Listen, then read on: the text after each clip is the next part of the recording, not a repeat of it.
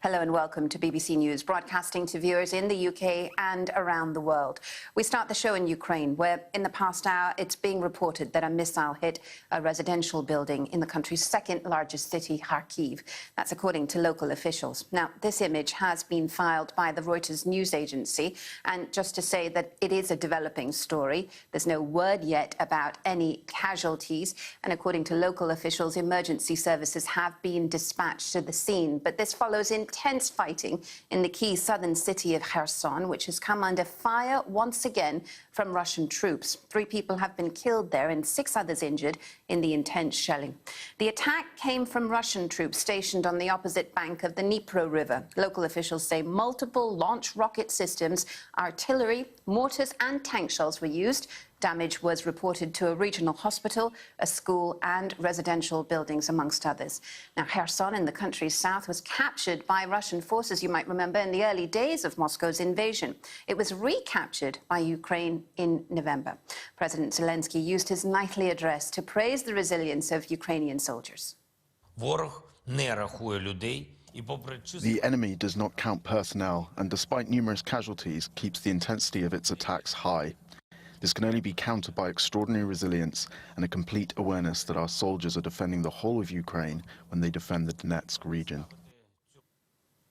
It was President Zelensky there. Meanwhile, the question of how the West arms Ukraine and with what has reared its head again as the German Chancellor Olaf Scholz ruled out sending fighter jets.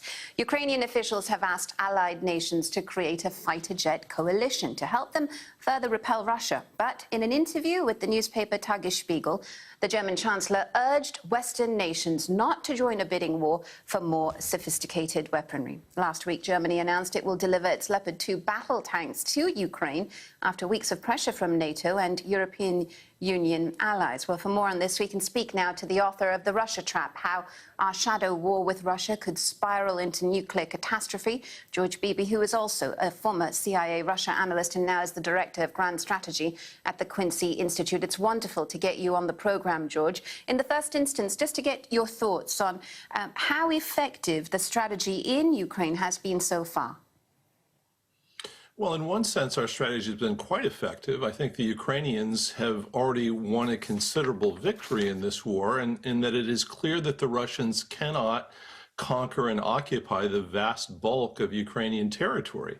And whatever else happens in this war, I think Ukraine is going to emerge as an independent state. Now, it's also failing in the sense that although we have prevented an outcome that we didn't want to see, namely Russia's subjugation of Ukraine, we don't have at this point a strategy for bringing this war successfully to an end. And that's really why we're in this discussion over not just tanks, but fighter aircraft and other long-range strike capabilities, because we're concerned that Russia has an advantage in a war of attrition, that Russia can simply wear Ukraine down, use up its manpower, its munitions, and exhaust the West's political will to continue supplying Ukraine. And we've got to find a way to show the Russians that that approach won't work, but we have to do so in a way that doesn't risk escalating this war into a direct confrontation between the West and Russia, which would have quite ominous implications for escalation into a nuclear conflict. So that's why we're in the debate that we're in right now.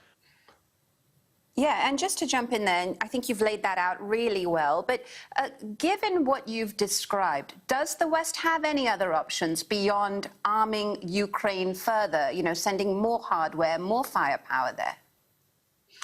Well, I think we do.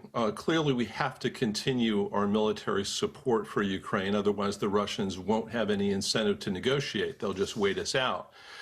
But we have to couple that military support with a diplomatic process. And that's something that right now the West is loath to do. And we're going to have to address that. Otherwise, we're headed toward an escalation spiral, which will be quite dangerous. And that means we're going to have to talk to the Ukrainians about how to rebuild and to help them understand that unless there is some sort of compromise agreement with the Russians will simply wreck Ukraine rather than allowing it to rebuild itself and join the EU and NATO. And we're also going to have to recognize that we have to discuss with the Russians the broader strategic issues of Ukraine's military relationship with the West, which is one of the fundamental reasons why this war began in the first place. Yeah, but is there any hope of sort of realistic, sincere dialogue between the two, George, given what's happened and the enmities on both sides?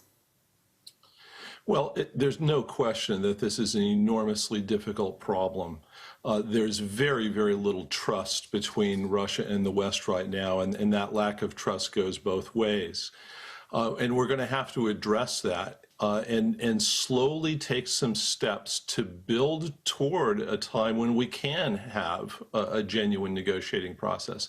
None of the sides are ready for that right now, but that doesn't mean that the West is hopeless or helpless in how it addresses this situation. There are things that we can do that will make it more likely that a genuine diplomatic process becomes realistic at some point. Fantastic to get you on the program there, George Beebe, Director of Grand Strategy at the Quincy Institute, with his thoughts on Newsday. Thank you.